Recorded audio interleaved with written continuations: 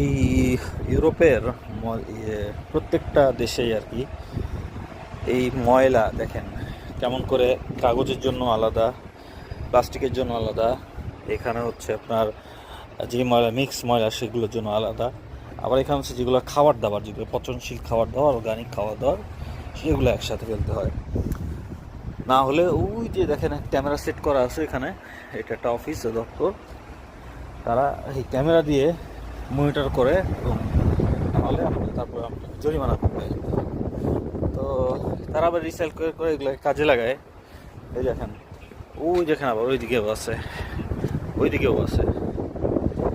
ইউরোপের সব ব্যবস্থা আমাদের দেশে আসলে এমন ব্যবস্থা না করলে কোনোদিন দূষণ তো করার কথা, মানে কোনো কিছুই আর কি